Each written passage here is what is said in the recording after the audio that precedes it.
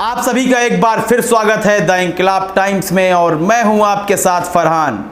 भारत की मौजूदा समय में जो परिस्थितियां चल रही हैं, लोगों की जान जा रही है, ट्रेन में खाने की व्यवस्था नहीं है, भूख से लोग मर रहे हैं, थकान से लोग मर गए, चलते चलते अपने प्राण गंवा दिए। यदि इस परिस्थिति को आप अच्छी परिस्थिति कहेंगे तो विषम परिस्थिति आखिर क्या होगी भारत की, यह सोचकर मुझे हंसी आती है। यह कोई और व्यक्ति नहीं कह रहा है बल्कि उत्तर प्रदेश के मुख्यमंत्री योगी आदित्यनाथ कह रहे हैं कि भारत बहुत ही अच्छी परिस्थितियों में है मौजूदा समय में, और इन अच्छी परिस्थितियों का कारण है प्रधानमंत्री मोदी की दूरदर्शिता।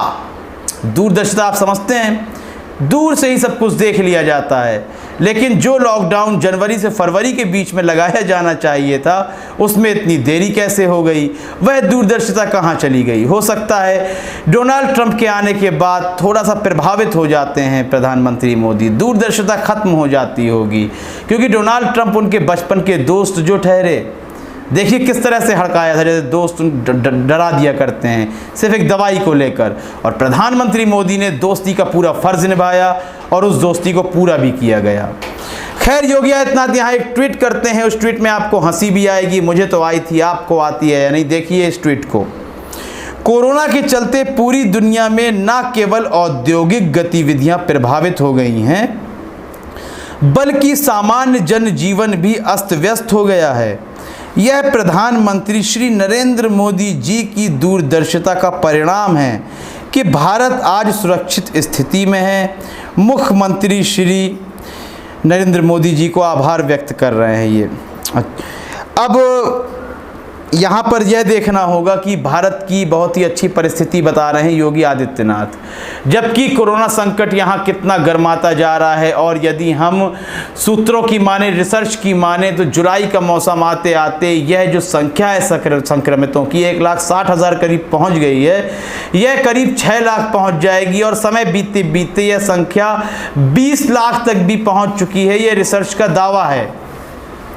और आप कह रहे हैं कि भारत अच्छी परिस्थितियों में है, लोगों की जान जा रही है, लोग भूख के मारे मर रहे हैं, प्रवासियों से किराया लिया जा रहा था, तब आप कह रहे थे कि नहीं किराया हम दे रहे हैं। प्रवक्ता संबित पात्रा ने भी यही बात को कहा था, शायद उसी बात का परिणाम भुगत रहे हैं अभी कि 85% पैसा केंद्र दे रहा है। लेकिन जब न्यायालय कहता है कि इस भ्रम को दूर कीजिए, आप पैसे दीजिए, भोजन की व्यवस्था करवाइए, पानी की व्यवस्था करवाइए, तब जाकर यह झूठ सामने आ जाता है। लेकिन अंधभक्तों की नींद तब भी नहीं खुलती है। मैं बार बार कहता आ रहा हूं, इनमें से वह भी अंधभक्त हैं जो प्रवासी मजदूर हैं और इनकी हिम्मत नहीं है इस भूख के आलम में भी कि प्रधानमंत्री मोदी की बुराई कर सकें।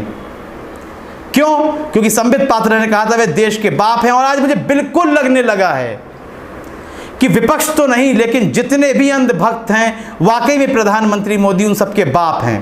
क्योंकि पिता कुछ भी कर दे आप उसकी आलोचना नहीं करेंगे, करेंगे भी तो घर के भीतर ही करेंगे, बाहर आकर नहीं करेंगे। अंधभक्त यही करते हुए नजर आ रहे हैं। अंधभक्त का मतलब यह मत समझिए बहुत अमीर लोग हैं, वही प्रवासी मजदूर जो रोते गिड़गिड़ाते पैदल चले जा रहे थे।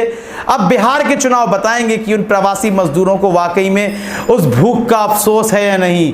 अपने परिजनों को जो लोग गंवा चुके हैं, जिनकी जानें चली गई हैं, क्या उनके हक में वह खड़े हैं या नहीं, या फिर उनके दिमाग में उसी राष्ट्र की परिकल्पना है जिसको बनाने का भारतीय जनता पार्टी वादा कर चुकी है।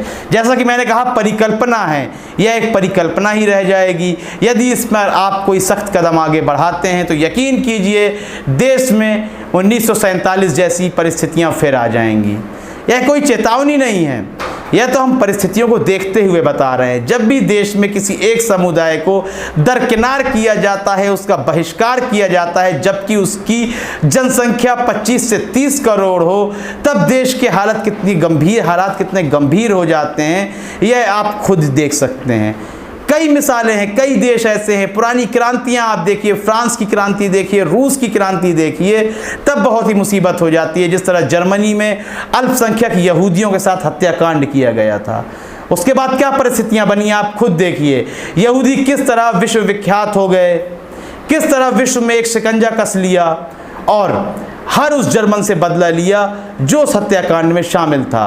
तो ऐसी परिस्थितियां कहीं भारत में ना बन जाएं। एक सांप्रदायिक सौहार्द को बनाते हुए जो भारत आगे बढ़ रहा था, कहीं अल्पसंख्यकों को तंग करते करते आप वही म्यूनिक वाला किस्सा ना ले आएँ।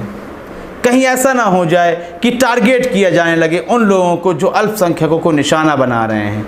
यह लड़ाई बहुत लंबी ना निकल जाए, इस बात का भय सभी को है सिवाय अंधभक्तों के।